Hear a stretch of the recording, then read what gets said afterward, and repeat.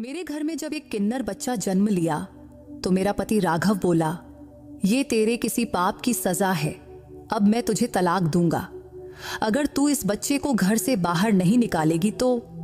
मैंने उस नन्ही जान को शिव मंदिर के बाहर रख दिया और राघव से कहा, मेरा भगवान जरूर कोई चमत्कार करेगा, फिर कल सुबह तक सब ठीक हो जाएगा।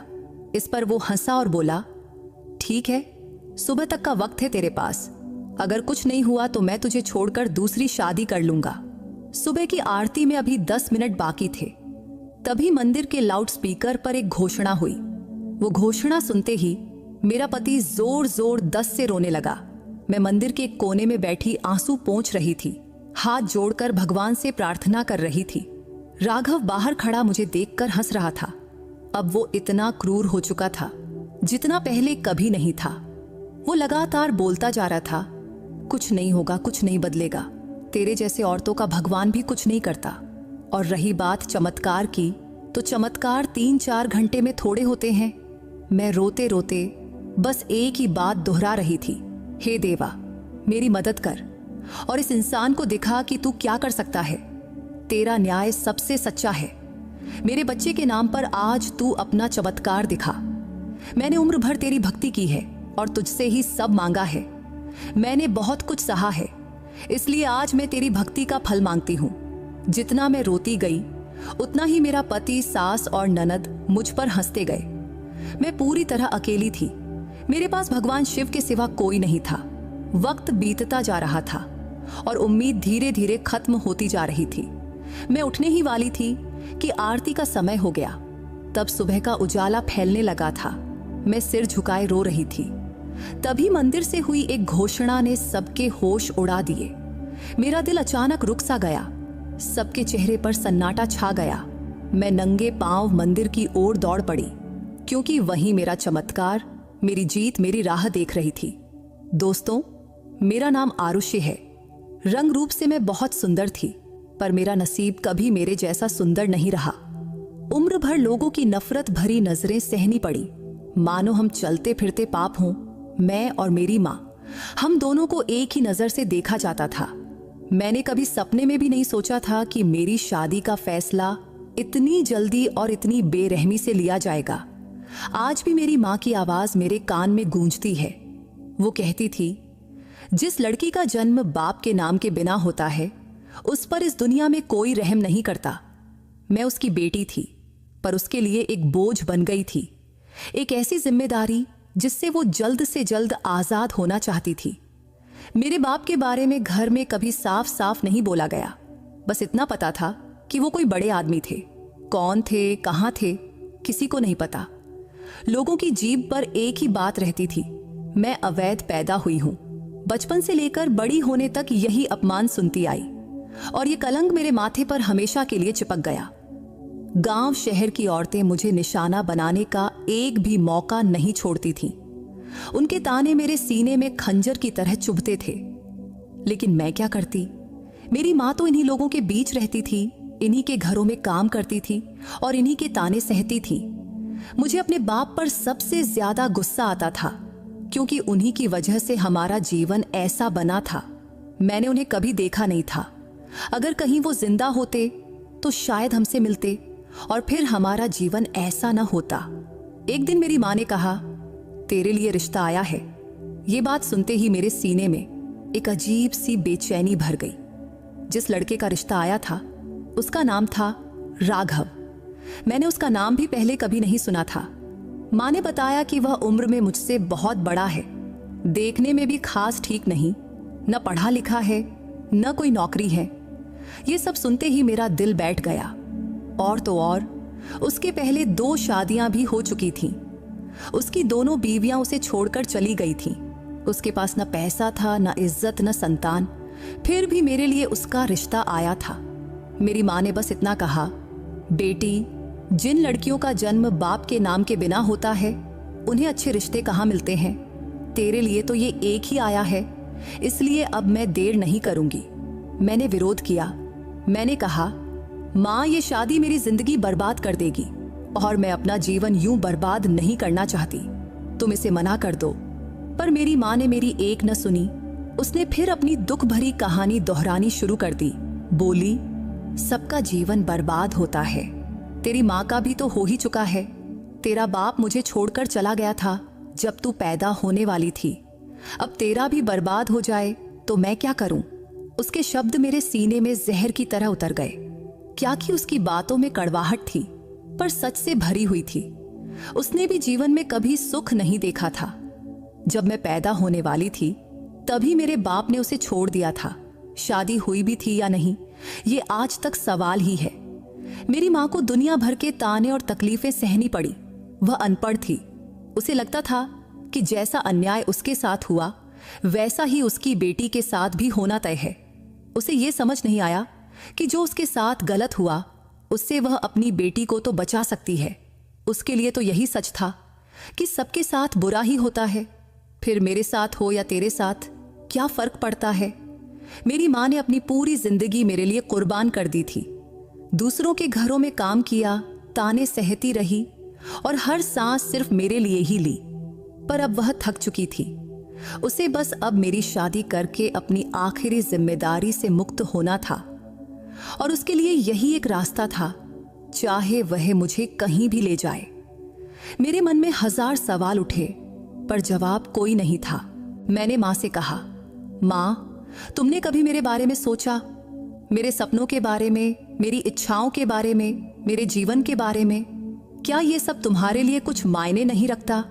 इस पर उसका जवाब था, नहीं बेटी, जिंदगी सपनों पर नहीं चलती, हकीकत को स्वीकार करना पड़ता है।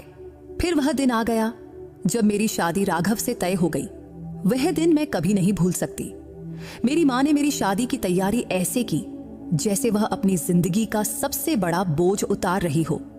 जब उसने मुझे गले लगाया तो उसके आंखों में प्यार नहीं, एक अजीब खालीपन था। वह बार बार कहती रही कि वह मेरे लिए प्रार्थना करेगी, पर उसके शब्दों में सच्चा यकीन नहीं था। राघव, जो मेरे लिए बिल्कुल अनजान इंसान था, अब मेरा पति बन चुका था। शादी के दिन भी लग रहा था कि ये सब एक सौदा है, क्योंकि इस शादी में कोई भावना नहीं थी। उसके आंखों में चमक तक नहीं थी, उसके बातों में अपनापन भी नहीं था। शादी पूरी होने के बाद जब मेरी माँ ने मुझे विदा किया तो बस इतना कहा, बेटी, अपनी जिंदगी आसान बनाने की कोशिश करना। ये शब्द मेरे दिल पर एक और घाव बन गए। राघव की माँ कामिनी देवी और उसकी बहन अनुष्का, यानी मेरी सास और ननद, लोगों को बता रही थी, हमने तो बहुत पुण्य किया जो इस लड़की से अपने बेटे की शादी कर रहे हैं, वरना ये लड़की कवाड़े ही बिगड़ जाती। पर पूरी गली को और सारे रिश्तेदारों को पता था कि उनके बेटे को कोई लड़की देने को तैयार नहीं था। 1000 जगह मना होने के बाद ही वे हमारे घर आए थे और मैं जैसी भी थी, मेरी खूबसूरती में कोई कमी नहीं थी। फिर भी वे लोग कहते थे, देखो हमने कितना बड़ा उपकार किया। वे दुनिया के सामने खुद को बहुत नेक दिखाने की कोशिश कर रहे थे। पर मेरे मन में बस एक ही सवाल था, तुम्हें किसने कहा कि मेरे घर रिश्ता लेकर आने को? अगर तुम लोग नहीं आए होते तो शायद आज मेरी जिंदगी बच जाती और एक क्रूर इंसान से मेरी शादी न होती। खैर, मेरी शादी की पहली रात बहुत भयानक थी। जब मुझे होश आया तो मैं सिटी के प्राइवेट हॉस्पिटल में थी। डॉक्टर और नर्सें मुझे देखकर दंग रह गए कि इतनी सुंदर लड़की की ऐसी हालत किसने की। मैं चुपचाप लेटी हुई छत की ओर देख रही थी। डॉक्टर ने पूछा, तुम्हारे माँ बाप को कुछ पता है या नहीं है? मैंने थके हुए स्वर में कहा, उन्होंने तो बस मेरी शादी कर दी थी, अब वे मेरे लिए क्या करेंगे? उन्होंने कहा था, अब तू उनके घर की हो गई, अब तू अपना जीवन काट।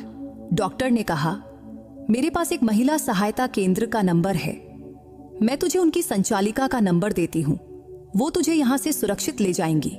हमने पहले भी 5-7 औरतों की मदद की है। फिर वो रुक कर बोली, लेकिन सोच ले, 5-7 तो हजारों में से होती हैं और हजारों औरतों को मदद चाहिए होती है, पर डर की वजह से वे बोल नहीं पाती, सिर्फ 1-2 ही हिम्मत दिखा पाती हैं। अगर तुझ में हिम्मत हो तो हम तुझे वहां भेज देंगे। इस पर मैंने धीरे से कहा, मुझे किसी का नंबर नहीं चाहिए, क्योंकि अकेली औरत के नसीब में यहाँ बस दुख तकलीफ ही लिखा होता है, इसलिए छोड़ो ये सब। इस पर डॉक्टर ने ठंडी सांस ली और बोली, ठीक है, जैसी तेरी मर्जी। जब मैं हॉस्पिटल से डिस्चार्ज होकर घर लौटी तो मेरे सामने बर्तनों का ढेर रख दिया गया। किसी को ख्याल भी नहीं आया कि मैं अभी नई दुल्हन हूं, बल्कि ऐसा लग रहा था कि मुझे यहाँ बहू बनाकर नहीं, नौकरानी बनाकर लाया गया है। घर में इतना काम था कि मैं सुबह से रात तक काम में डूबी रहती और मेरी ननद और सास बिस्तर पर बैठी आराम करती। नाश्ता पानी खाना सब मैं ही उनके बिस्तर तक लेकर जाती। सबसे बुरी बात यह थी कि इतना करने पर भी वे कभी मेरी तारीफ नहीं करती, बल्कि जब मेरा पति राघव घर आता तो सास ननद दोनों कहती, हम तो सुबह से काम कर रहे हैं, ये रानी साहिबा बस बैठी रहती हैं। फिर वो या तो हाथ उठाता या जुबान से मेरे दिल पर घाव देता। पड़ोस की औरतें एक बार मुझसे बोली, इस घर से पहले भी 2 लड़कियां इसी तरह भाग गई थी, क्योंकि ये लोग बहू का जीना हराम कर देते हैं। देखते हैं अब तू कितने दिन टिकती है। इस बात पर मैं क्या कहती, क्योंकि मेरे पीछे मायका था नहीं और आगे पति छोड़े तो कहां जाती। इसलिए शादी के बाद मेरा जीवन ठीक वैसा ही हो गया जिसका मुझे हमेशा डर लगता था, क्योंकि राघव क्रूर और स्वार्थी निकला। मेरे लिए हर दिन मुश्किल था, फिर भी अपनी मां की कही बात याद रखती थी। जिंदगी आसान नहीं होती, वो बात मेरी हकीकत बन चुकी थी, क्योंकि जब औरत पूरी तरह फंस जाती है तो अक्सर उसे बुरा पति और बुरा ससुराल ही मिलता है। फिर वो बस यही सोचती है, काश उसे एक बच्चा होता, अपना बच्चा, जिससे वह प्यार कर सके, जिसके साथ खेल सके, जो उसका सहारा बने। पर यही मेरी सबसे बड़ी गलती साबित हुई कि मैं भी यही सब सोचने लगी और मां बनने की प्रार्थना करने लगी। वैसे मेरे पति राघव की पिछली दोनों बीवियों से उसे कभी संतान नहीं हुई थी, इसलिए मैं सपने में भी नहीं सोच सकती थी कि मेरे जीवन में ऐसा पल भी आएगा और जो इंसान हमेशा मेरे प्रति कठोर रहा वह अचानक मेरे लिए नरम पड़ जाएगा। जब डॉक्टर ने मुझसे कहा कि मैं मां बनने वाली हूं तो मेरे सीने में एक साथ खुशी और डर दोनों उमड़ आए। लेकिन अपने पति का चेहरा देखकर मैं दंग रह गई, क्योंकि उसके चेहरे पर सच्ची खुशी थी। डॉक्टर के कमरे से बाहर निकलते ही उसने मेरा हाथ थामा। वो पल मुझे सपने जैसा लगा था, क्योंकि उसके हाथ में पहली बार कोमलता थी। वह प्यार से बोला, धीरे चल, कहीं तुझे कुछ हो गया तो। ये सुनकर मैं हैरान रह गई, क्योंकि जिस इंसान के दिल में मेरे लिए कभी कोई भाव था ही नहीं, उसमें ये ममता अचानक कहां से आ गई। घर लौटते ही उसने अपनी मां और बहन को बुलाया। तब उसकी आवाज में वही सख्ती थी जो वह मुझ पर दिखाता था, पर इस बार वो सख्ती मेरे हक की थी। उसने कहा, खबरदार, अब अगर किसी ने मेरी बीवी को तंग किया तो अच्छा नहीं होगा, क्योंकि ये मां बनने वाली है और ध्यान रहे, इसका पूरा ख्याल रखा जाएगा। ये शब्द मुझे सपने जैसे लगे, ऐसा सपना जो मैंने कभी सच होते नहीं देखा था। फिर मेरा पति आगे बोला, अब ये सिर्फ खाना बनाएगी, वो भी सिर्फ 2 महीने, उसके बाद इसे पूरा आराम करना है। बाकी घर का काम तुम लोग संभालो या बाहर से खाना मंगवाओ। मैं रोज फल, दूध और जो भी चाहिए लाऊंगा। ये सुनकर मैं वहीं थम गई। क्या यही वो इंसान था जिसने मेरी जिंदगी नरक बना रखी थी? तब मेरी सास और ननद के चेहरे पर खुशी और बेचैनी दोनों थीं। शायद वे सोच रही थीं कि ये सब अचानक कैसे और क्यों हो रहा है। थोड़ी देर की खामोशी के बाद मेरी सास बोली, ये क्या बात हुई? औरतें तो हमेशा काम करती आई हैं, और मां बनना कोई बीमारी है क्या? पर मेरे पति ने उनकी बात सख्ती से काट दिया और उन्होंने कहा, मैंने कहा ना, अब से ये कोई काम नहीं करेगी और इस पर कोई बहस नहीं होगी। उस पल में मेरे मन में उम्मीद का एक छोटा सा किरण जाग उठा। क्या सचमुच भगवान ने उसका दिल बदल दिया था? क्या वह सच में बदल रहा था? लेकिन फिर भी मुझे यकीन नहीं हो रहा था कि यह बदलाव हमेशा के लिए है या सिर्फ कुछ दिनों का। फिर भी उस क्षण मैंने उस पर भरोसा कर लिया। उसका नरम देखभाल करने वाला स्वभाव मुझे वरदान जैसा लगा। ऐसा लगा कि आने वाले बच्चे की कृपा से ही यह सब हो रहा है। शायद यह बच्चा हमारे जीवन में अच्छा बदलाव लाएगा। वह पल मेरी जिंदगी का एक खूबसूरत मोड़ था, ऐसा मोड़ जिसने मेरे मन में उम्मीद और खुशी का दिया जला दिया। तब मुझे लगा, भगवान ने मेरी प्रार्थना सुन ली है।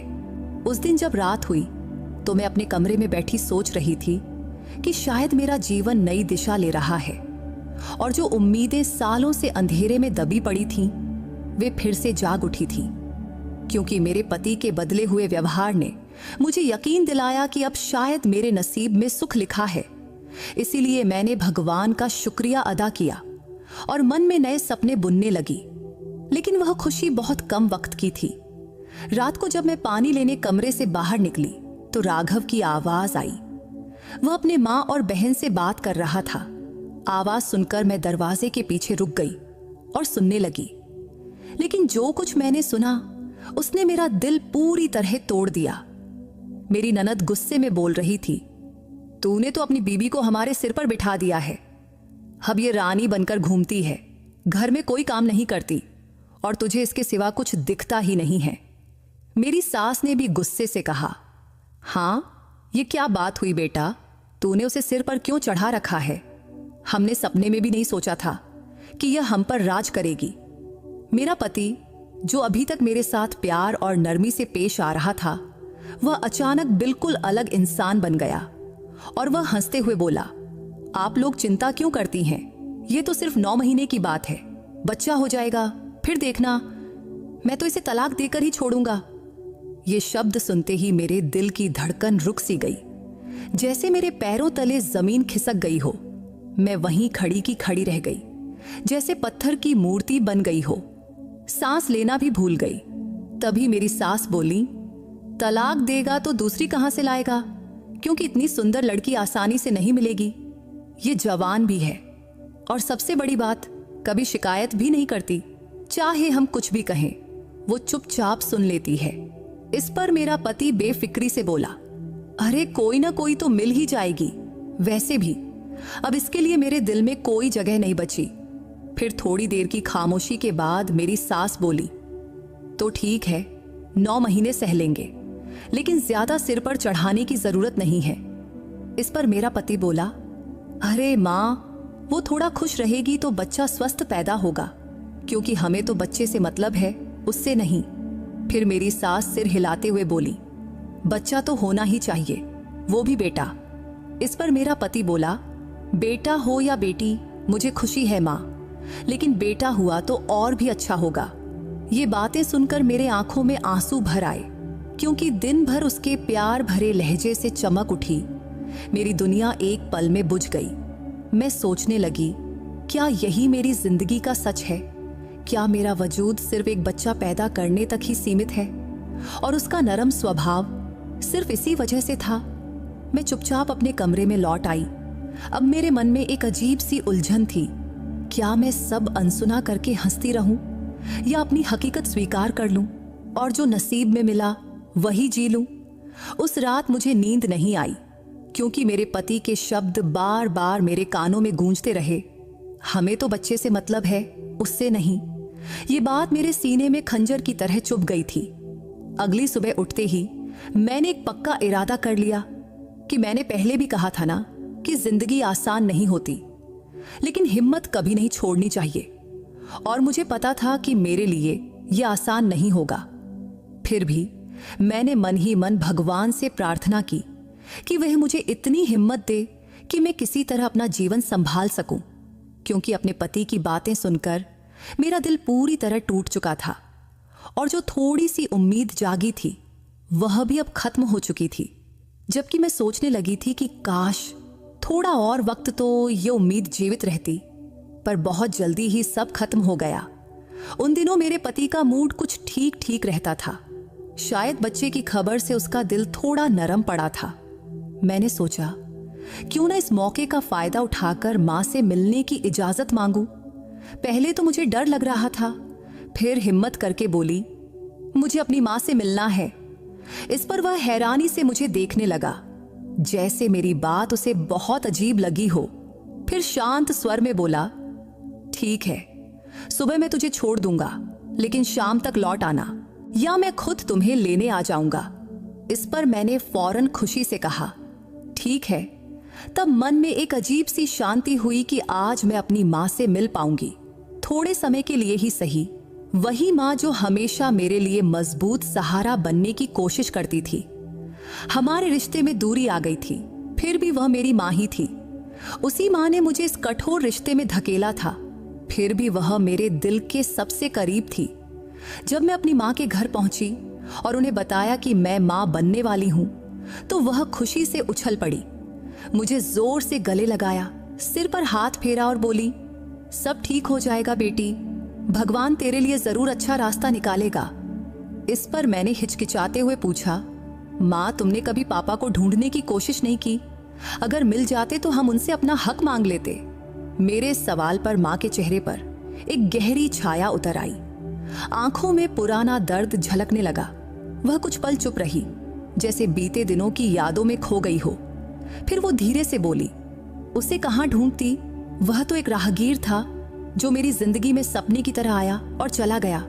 मुझसे प्यार किया, शादी की, कुछ दिन साथ रहा, कहता था कि मुझे अपने साथ ले जाएगा, कहता था कि वह किसी बड़ी हवेली का मालिक है। फिर एक दिन किसी का फोन आया कि उसकी माँ बीमार है, फिर वह चला गया और कभी लौटा ही नहीं। इस पर मैंने हैरानी से पूछा, मतलब माँ तुम्हें उनके बारे में कुछ भी पता नहीं चला? इस पर मेरी माँ ने थकी हुई मुस्कान दी और बोली, मुझे तो सिर्फ उसका नाम याद है, न पता, न शहर, न फोन नंबर। ऐसे में मैं उसे कहाँ ढूंढती? तभी मेरे मन में एक इच्छा जागी, कम से कम उनका नाम तो पता चले। जो आदमी मेरा बाप था उसका नाम क्या था? इसलिए मैंने हिचकते हुए पूछा, माँ आज तो मुझे मेरे पापा का नाम बता दो। इस पर मेरी माँ ने पहले गहरी सांस ली और धीरे से बोली, तेरे पापा का नाम समर मेहता था। ये नाम सुनते ही मेरे सीने में एक अजीब सी हलचल हुई, पर इस नाम का कोई मतलब नहीं था, क्योंकि शायद ये नाम मेरे वजूद का हिस्सा बन सकता था, पर नहीं बना। ये नाम भी मेरी जिंदगी के उस खाली कोने में शामिल हो गया जिसे मैं कभी भर नहीं पाई।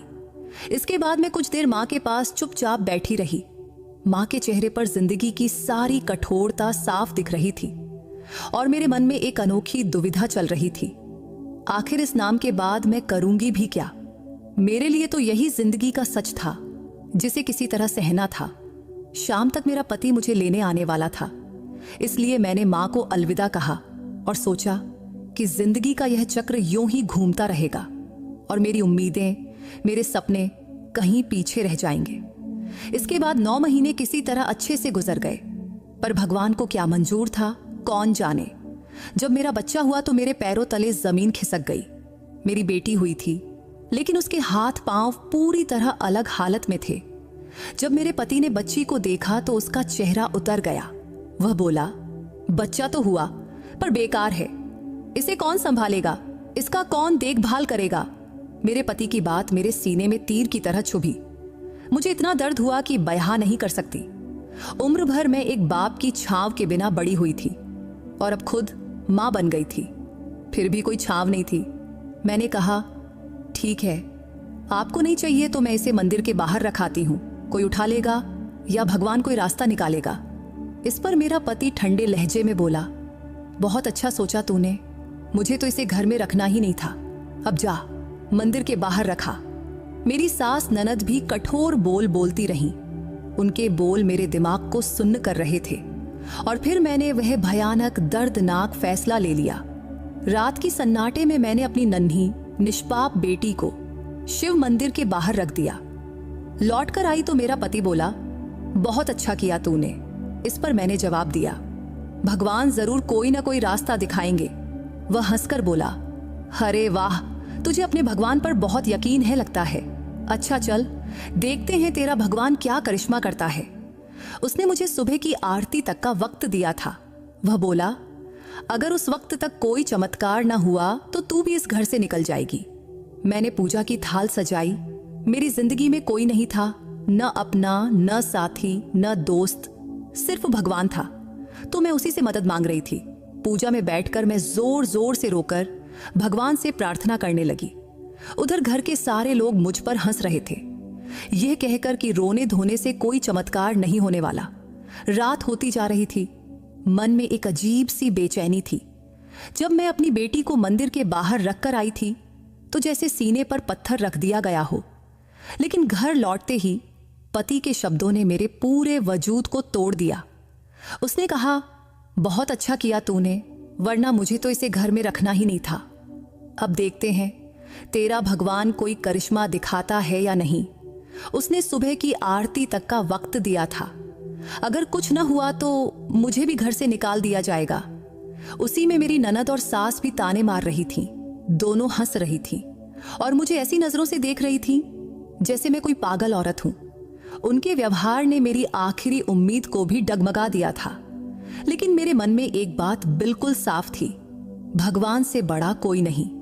मैंने फिर पूजा की दीप जलाई और भगवान के सामने हाथ जोड़े बैठ गई। मेरे आंखों से आंसू बह रहे थे और होठों से अपने आप प्रार्थना निकल रही थी। हे भगवान, तू सब जानता है, मेरी मजबूरी, मेरे दिल की हालत। मेरी बेटी पर दया कर, इससे बचा ले। मेरा स्वर ऊंचा हो गया था और घर वाले मेरी हालत पर हंस रहे थे। मेरा पति बोला, चिल्ला चिल्ला कर रोने से कुछ नहीं होगा, भगवान ऐसे करिश्मा नहीं दिखाता।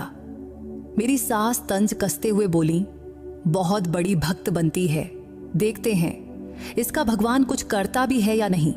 लेकिन मैं अब दूसरे लोक में थी। मेरी प्रार्थना रुकने का नाम नहीं ले रही थी। दिल की गहराई से सिर्फ एक पुकार निकल रही थी, हे भगवान, मेरी निष्पाप बेटी को किसी तरह बचा ले। रात का हर पल मेरे लिए प्रलय जैसा लग रहा था। सुबह नजदीक आ रही थी और मेरी हिम्मत टूटती जा रही थी। मन में डर था, अगर चमत्कार ना हुआ तो क्या होगा? क्या सचमुच मुझे इस घर से निकाल देंगे? क्या मेरी बेटी हमेशा के लिए अंधेरे नसीब की शिकार बन जाएगी? मेरे पति का हास्य अभी भी कानों में गूंज रहा था। वह अपनी मां से कह रहा था, ये अब किसी काम की नहीं रही, कल ही इसे घर से निकाल दो, मैं एक सुंदर लड़की ढूंढ लूंगा। मेरी सास भी उसका साथ दे रही थी। तू चिंता मत कर बेटा, मैं तेरे लिए ऐसी बहू लाऊंगी कि सब दंग रह जाएंगे। ये तो अब किसी काम की नहीं रही। उनके ये शब्द मेरे सीने में पानी की तरह उतरते रहे। फिर भी मैं शांतिपूर्वक पूजा पर बैठी रही और रोते रोते भगवान से प्रार्थना करती रही। रात का काफी वक्त बीत चुका था, सुबेर होने वाली थी। बाहर अंधेरा कम हो रहा था, लेकिन मेरे मन का अंधेरा और गहरा होता जा रहा था। तभी मेरा पति फिर ताना मारते हुए बोला, कुछ नहीं होने वाला, जा, अब तू अपना सामान बांध ले, सुबह तू इस घर से निकल जाएगी। लेकिन मैंने माथा भगवान के सामने जमीन पर पटकते हुए प्रार्थना करने लगी, हे भगवान, ये दुनिया अब मेरे लिए नहीं रही, तू ही मेरा सहारा है, इसलिए मेरी बेटी के लिए कुछ कर, कोई चमत्कार दिखा, वरना हम दोनों माँ बेटी को मौत दे। तभी अचानक मंदिर में एक घोषणा, एक ऐलान गूंजी। एक व्यक्ति जिनका नाम समर मेहता है, अपने साथ एक छोटा सा बच्चा लिए हुए हैं और वे पूछ रहे हैं कि क्या कोई इस बच्चे को पहचानता है? अगर कोई पहचानता हो तो तुरंत मंदिर में आए। ये घोषणा सुनते ही मेरी सांसें थम गई। ये नाम सुनते ही मेरा दिल जोर जोर से धड़कने लगा। समर मेहता, यही वह नाम था जो मां ने सालों बाद मुझे बताया था, यानी मेरे पापा का नाम। मुझे लगा जैसे पैरों तले जमीन खिसक गई। मेरे पति और सास हैरानी से मुझे देखने लगे, लेकिन मैंने किसी की परवाह नहीं की और नंगे पांव दौड़ने लगी। अब मेरे दिमाग में सिर्फ एक ही बात गूंज रही थी, मेरी बेटी और मेरे पापा। पूरी रात के आंसुओं के बाद लगा जैसे भगवान ने मेरे लिए दरवाजा खोल दिया हो। मेरा मन डर और उम्मीद के बीच कांप रहा था, लेकिन मेरे कदम रुकने को तैयार नहीं थे। सांसें फूल रही थीं, पर मैं रुकने वाली नहीं थी। जब मैं मंदिर पहुंची तो दरवाजे पर रुककर अंदर झांकी तो वहां एक बुजुर्ग व्यक्ति खड़े थे। उनका चेहरा दया और तेज से भरा हुआ था। उनकी गोद में मेरी बेटी थी और मैंने उन्हें पहचान लिया कि वो मेरे पापा थे। मेरी आंखों से आंसुओं की धार बह निकली। मैं धीमे कदमों से उनके पास गई और जोर से बोली, ये बच्ची मेरी है और आप मेरे पापा हैं। मंदिर में मौजूद सभी लोग हैरानी से मुझे देखने लगे। मेरे पापा ने मेरी ओर देखा। उनकी आंखों में आश्चर्य और अपार प्यार था। वे बोले, तू मेरी बेटी है। तभी मैं रोते हुए उनके पास गई और उनके पैरों पर गिर पड़ी। फिर मेरे होंठों से सिर्फ इतना ही निकला, पापा, मैं हूं आपकी बेटी। उन्होंने मुझे उठाया, मेरे आंसू पोंछे और बोले, मैंने तुझे और तेरी मां को बहुत ढूंढा बेटी, लेकिन तुम लोग कभी मिली ही नहीं। लेकिन आज भगवान ने हमारी मुलाकात करवा दिया। वह पल मेरे लिए चमत्कार से कम नहीं था। मेरी बेटी अब उनकी गोद में थी और मेरी प्रार्थना पूरी हो चुकी थी। लेकिन जब मैंने अपनी बेटी को ध्यान से देखा तो मेरी आंखें आश्चर्य से फैल गईं। उसके हाथ पांव अब पूरी तरह ठीक हो चुके थे। वह बिल्कुल स्वस्थ थी। मैंने उसे सीने से लगाया और भगवान के सामने सिर झुकाकर शुक्रिया अदा किया। तभी मेरे पापा बोले, मैं तुम दोनों को ढूंढते ढूंढते यहां आया था। रात हो गई तो मंदिर में ही रुका और अपने पापों की माफी मांगी। तभी मुझे यह बच्ची दिखी तो मैंने घोषणा करवाई कि इसका परिवार मिल जाए। मुझे कहां पता था कि यह मेरी अपनी नातिन है। इसके बाद मैंने उन्हें सब कुछ बता दिया कि मां ने मजबूरी में कैसे मेरी शादी कर दी, फिर उन लोगों ने मेरे साथ कैसा व्यवहार किया। मेरी दुख भरी बातें सुनकर पापा के चेहरे पर गुस्से की लकीरें उभर आईं। उनके चेहरे पर गुस्सा तो था, लेकिन वह गुस्सा एक ऐसे आदमी का था जो अपनी बेटी पर हुई बेइज्जती को सहन नहीं कर सकता। और उनका रौब, उनकी शान सब एक साथ उभर आए। उन्होंने मेरा हाथ थामा और मेरी बेटी को अपनी चादर में लपेटे और बोले, चल मेरे साथ। मैंने पूछा, कहाँ? तो उन्होंने कहा, बस चल, सब पता चल जाएगा। फिर वे मुझे उसी घर ले आए जहां मेरा पति राघव, सास और ननद थे।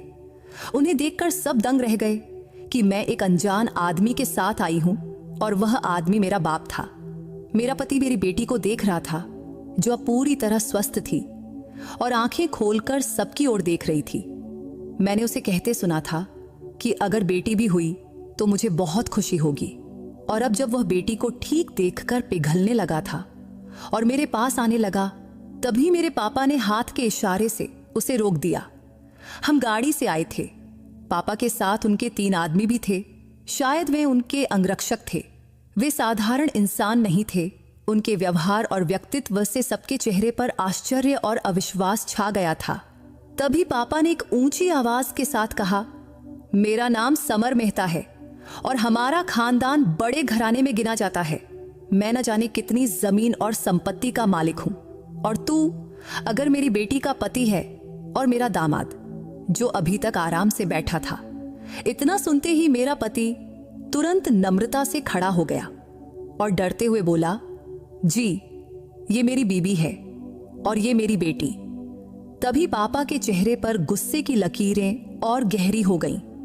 फिर उन्होंने कठोर स्वर में पूछा, तो ये बेटी तेरी है, फिर मंदिर में ये क्या कर रही थी और तूने मेरी बेटी पर हाथ कैसे उठाया? इस पर मेरे पति का चेहरा सफेद पड़ गया। वह कुछ बोल भी न सका, बस चुप खड़ा रहा।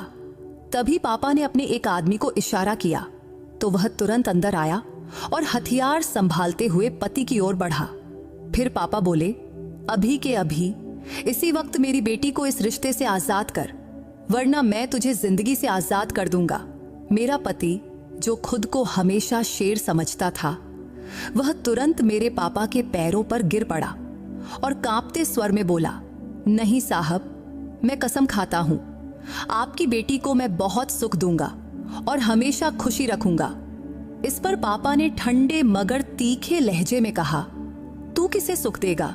वैसे तेरे पास जिंदगी कितनी बची है बूढ़े? तुमने मेरी जवान बेटी से शादी करने की हिम्मत कैसे की? तब उनकी आवाज में इतनी सख्ती थी कि मेरे पति के पसीने छूट गए। फिर पापा ने कठोर स्वर में आदेश दिया, तू अभी के अभी तुरंत मेरी बेटी को तलाक दे, वरना तेरे लिए बहुत बुरा होगा। तभी डर और संकोच से मैंने देखा तो मेरा पति तलाक देने को तैयार हो गया। फिर पापा ने मेरी सास और ननद की ओर देखा। दोनों चुप थीं, सिर झुकाए बैठी थीं। तभी मेरे पापा ने जेब से नोटों की एक मोटी गड्डी निकाला और मेरे पति के मुंह पर दे मारा। फिर बोले, ये उन दिनों की कीमत है जब मेरी बेटी तेरे घर में रही थी, अब ये पैसे गिनता रहे। फिर मेरी ओर मुड़े। तब उनकी आंखों में अपार प्यार था। उन्होंने मेरा सिर थपथपाया और बोले, बेटा, ये इंसान तेरे लायक नहीं था। अब मैं तेरे लिए ऐसा वर ढूंढूंगा कि सारी दुनिया देखेगी। मेरी आंखों से आंसू बह रहे थे, पर ये आंसू दर्द के नहीं थे, बल्कि ये पिघलते दुख और आजादी के थे। मेरे सारे गम एक पल में खत्म हो गए थे। पापा ने मुझे अपने पास खींचा, मेरी बेटी को गोद में लिया, मेरा हाथ थामा और गर्व से मुझे उस घर से बाहर ले गए। वह पल मेरी जिंदगी का नया आरंभ था। तब मुझे ऐसा लगा जैसे भगवान ने मेरी प्रार्थना सुन ली और मेरे हक में फैसला सुना दिया। फिर हम सीधे माँ के घर पहुंचे। तब मेरे मन में डर भी था और खुशी भी। मैं सोच रही थी जब माँ पापा को देखेगी तो क्या होगा। लेकिन जैसे ही हम दरवाजे पर पहुंचे, मैंने दस्तक दी। फिर दरवाजा खुला तो मेरी माँ सामने थी। मुझे और पापा को एक साथ देखकर वह स्तब्ध रह गई। तब उसकी आंखों में आश्चर्य भी था और खुशी भी, लेकिन अगले ही पल उसकी आंखों से आंसू रुकने का नाम नहीं ले रहे थे। वह फूट फूट कर रोने लगी। तभी पापा आगे बढ़े। उन्होंने माँ के आंसू पोंछे और बोले, मैंने तुझे कभी छोड़ना नहीं चाहा था, लेकिन हालात ने मुझे मजबूर कर दिया था। आज मैं वापस आया हूं, हमेशा हमेशा के लिए। दोनों को एक दूसरे से लिपटते देख मेरा मन भर आया। मेरी आंखों से भी आंसू बहने लगे, क्योंकि वह दृश्य सपने सा था। फिर पापा ने मुझे और माँ को एक साथ गले लगाया और बोले, अब बीता हुआ कल पीछे छोड़ दो, हम नई जिंदगी शुरू करेंगे। फिर वे हमें बंबई ले गए। वहां उनकी बहुत बड़ी हवेली थी। उनकी पहली पत्नी गुजर चुकी थी और उनके बच्चे अब बड़े और शादीशुदा थे। पापा ने बताया, मुझे तुम दोनों से दूर करने वाले मेरे माँ बाप थे, लेकिन अब वे इस दुनिया में नहीं हैं और अब तुम मेरी जिंदगी में फिर से हो और मैं तुम्हें कभी नहीं छोड़ूंगा। हवेली पहुंचते ही हमें वह सम्मान और सुख मिला जिसका हमने सपने में भी नहीं सोचा था। मेरी बेटी के लिए अलग नौकरानी रखी गई जो दिन रात उसकी देखभाल करती। मेरे लिए डॉक्टर बुलाए गए। उन्होंने मेरा जांच करके कहा, तुम बहुत कमजोर हो, लेकिन अच्छा खाना और पूरा आराम मिले तो सब ठीक हो जाएगा। फिर पापा ने हमें वह सब दिया जिसकी हमने कभी कल्पना भी नहीं की थी। मेरी बेटी के लिए नए कपड़े, नए खिलौने, झूले, यहाँ तक कि सोने के कंगन और अंगूठियां भी। मेरे माँ के लिए खूबसूरत साड़ियां और गहने, मेरे लिए नए वस्त्र और पूरा आराम। हवेली के खाने में ऐसे ऐसे पकवान परोसे जाते कि हम देखते रह जाते।